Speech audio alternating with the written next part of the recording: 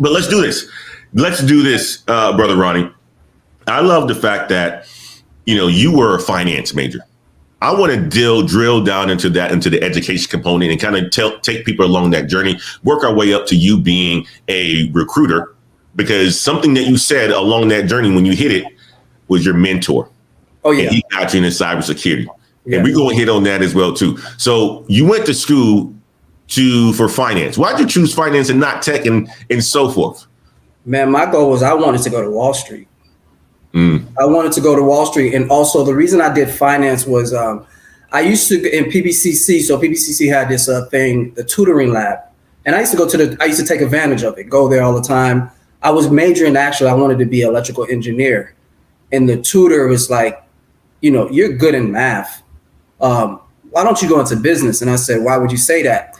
He said when he graduated with with his engineering degree, he was from New York. He said, all the guys that came out went to Wall Street. They were business guys and finance guys, and they were making millions of dollars. He was like, if he can go back and change it, he would go into business. And then from there on, I figured, I started looking, my path. Like I said, I wanted to go to Wall Street. So I said, you know what? Finance is that way to get me there. And so that's why I ended up getting a finance degree, because I wanted to go to Wall Street. That was the plan. But eventually that didn't happen. But, that was what led me to finance. Got it. And then after you graduate with a degree in finance, what was your career like? Talk about your career and the things that you've done so far.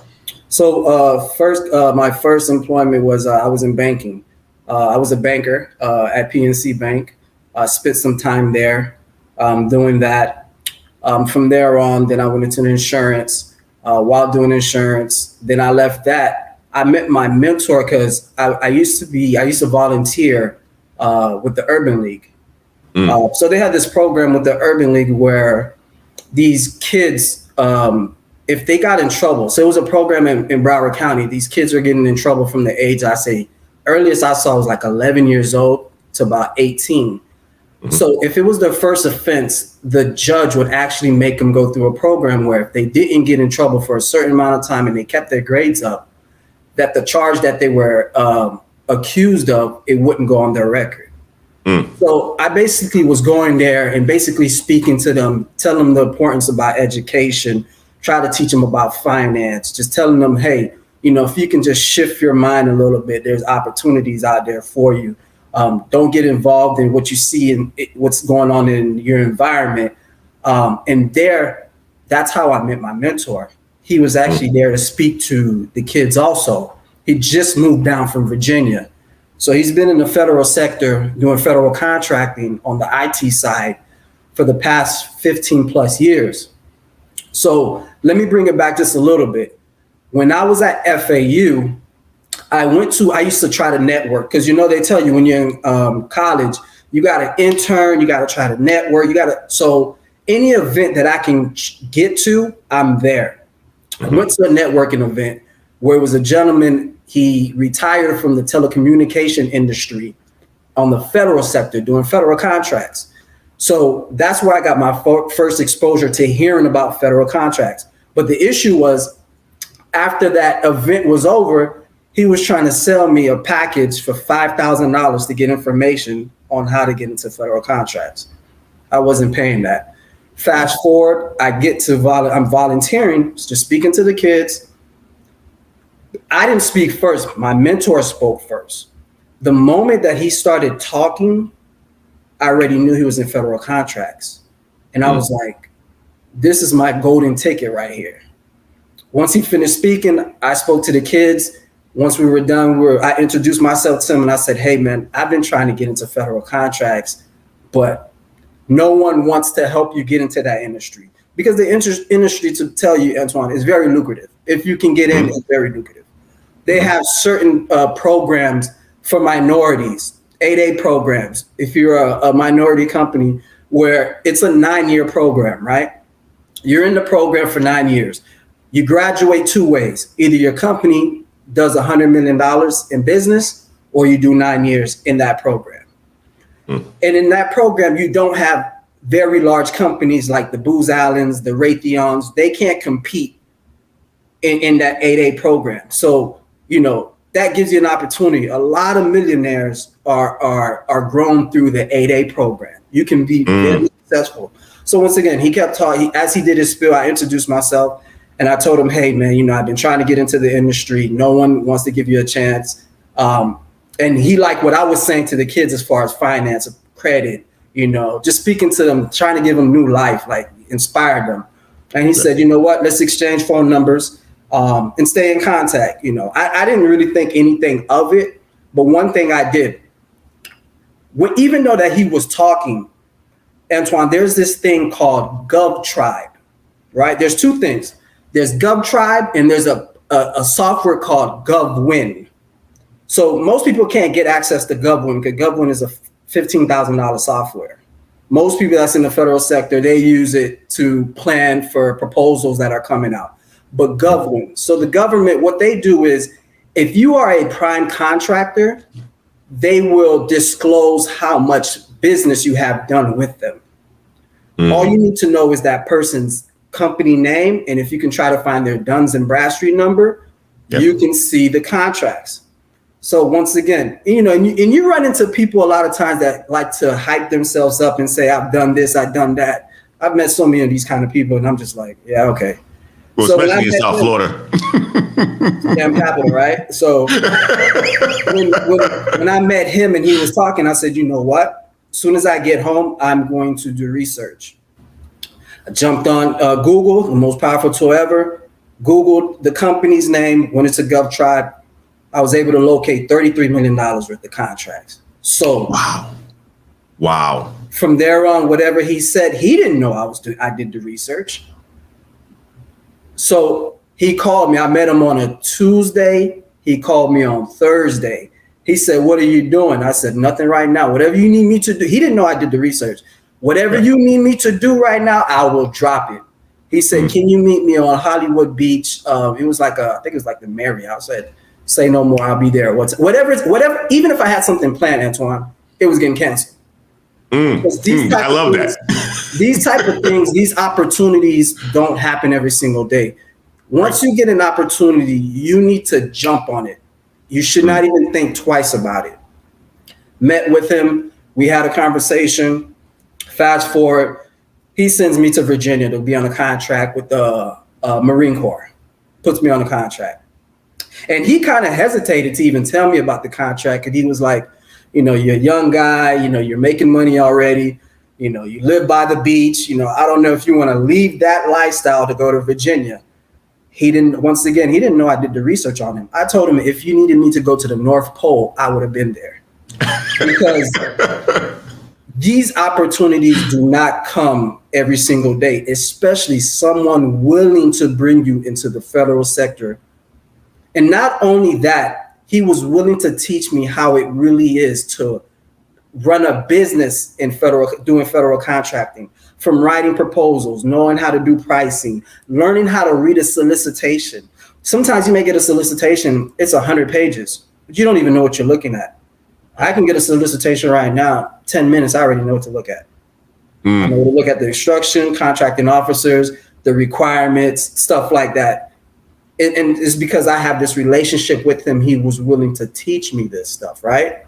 From then on, managing projects. And then with him, once again, as a mentor, he said, hey, it's time for you to get your PMP. I didn't even know what a PMP was. PMP. Tell people what a PMP is. It's a project management professional, right? It's one of the highest certifications you can get. In the federal sector also, you know, if the government agency is going to award you over $1 million contract, 9 times out of 10, they're going to tell you need to have a PMP managing that contract. Or you need to even have a PMP. You have to submit a PMP with your proposal in order to even go after this opportunity. Sometimes they may tell you have to have a letter of commitment from that PMP to make sure that he will be on board once you get awarded that contract. And once again, PMP, very powerful. I remember before I got the PMP, I used to have to interview for PMPs, and they were controlling the whole interview. I thought, you know, PMPs had to try to sell themselves and, hey, you know, I have this much experience. And I went to my mentor. I was like, hey, man, you know, these guys are actually controlling the interview. And he's like, yeah, because we need to sell ourselves to the PNP. We need them. It's not like they need us, because they can eat with a PNP. Every agency, like I said, a contract, they have to have you in order to get those multi-million-dollar contracts. So I did that. Mind you, my mentor, he moved on the other side of the world, moved to Poland, and got involved with cybersecurity in Poland. Pause for a second, Ronnie. Pause for a quick second, because you said a lot. And this is amazing, because I want for us to unpack a lot of this as well, too. So, something that you said was you got your degree, right? One of the things that you did was give back, right? You're talking to young children about, finance and, just teaching the stuff that they don't teach in school. So you are pushing your gifts and giving your gifts for free to underprivileged, underrepresented kids in the urban league. Right. He happens to be there. Right. You also talked about the opportunity. Right. Like, if there's an opportunity out there, I'm going to take it. You did that, giving up your own time to help other individuals. Right. And I'm assuming a lot of these individuals who were for their urban league, they kind of look like you as well. Right. Yeah, exactly. Right. So you're giving back. You're building up your name. You can then come across a cybersecurity professional that, does a speech, and you're like, okay, well, I know a little bit about this federal contracting stuff because some other gentleman tried to sell me a $5,000 course. And I'm like, I'm not buying that. Right. Nobody's giving a game on this area. And he speaks and you pick up on it. And you're like, okay, well, I'm going to go do some research on this individual, see if he's really about what he says. Right. And you use the, what is it, GovTrend or GovWin, site to go and look up, GovTribe, right? GovTribe, yeah. GovTribe. You went to go look him up, and you saw that he had $33 million in contracts. You're like, oh, I'm sold. Whoever this guy is, he's a real deal. He's a real deal. So you said, okay, well, you guys already exchanged numbers. You're like, okay, if this guy calls me and I get an opportunity to speak with him, I'm going to drop everything that I'm doing, because here's somebody who knows the game and can literally help change my life. Yeah. Help change my life. And then from there, you did that. You dropped everything that you needed to do. He called, you guys spoke, whatever it is. You worked it out, had a great relationship. He then allows for you to work for him on a government contract. He gives you another opportunity. You're like, you know what, man, maybe this is moving too fast. I got to go to Virginia, right? You go and do that. He's mentoring you, giving you the game. You then get a PMP, because for government contracts, you need to have a project management professional running those projects. That is a very powerful certificate and certification that a lot of individuals should go out there and get. I know a lot of people, Brother Damien, is a project management professional, right? And I can say this, if you're a PMP, you can manage just about any project. It doesn't matter what industry it's in. Yep. Right. Project management professionals, it's a great certification for any of you guys who are in tech looking to go to project management route. And put like this, they make a whole bunch of money. But then, you see this, he's giving you the game, you understand the contracts and so forth. He's allowing for you, to grow within the business. And then he goes to Poland. Continue on, brother. Continue on. Yeah. So he the whole time he's been going back and forth to Poland, building relationships in Poland and getting involved in their cybersecurity. They're trying to build a cybersecurity infrastructure. And, I connected you with him, and I want him to tell you his story, because like I told you in our conversation, his story needs to be heard. It's going to get heard. It's going to get heard. It needs to get heard. And from there on, like I said, everything that this guy has done for me or has pushed me to do, I've never questioned it, because mentors are important. It allows you to avoid, a lot of the headaches or the roadblocks that you can come into. For instance, what I say a lot of times is, especially when you graduate with your undergrad degree, I would always say work and get some experience rather than trying to run and get your master's degree, because you may end up getting a master's degree in something that's not even valuable, that you don't even know what's ahead of your future. Like, for instance, I almost went back and got an MBA immediately right after I got my undergrad, which I'm glad I didn't do, because it would have just been an MBA. Now I have to go and get an MBA in cybersecurity management. You see what I'm saying? because now I had someone that showed me like, hey, this is where you need to get your master's degree. Even I give you a little, I'm gonna give a little gem to some guys, your audience, whoever wants to get into cybersecurity, who has a little bit of a foundation of technology.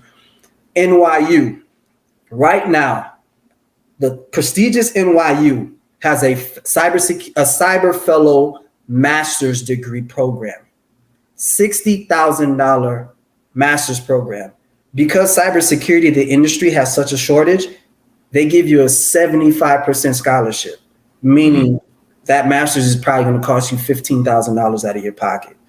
And their partners, Booz Allen, Amazon, Google, Raytheon, all the big wigs are partners hiring from that particular program.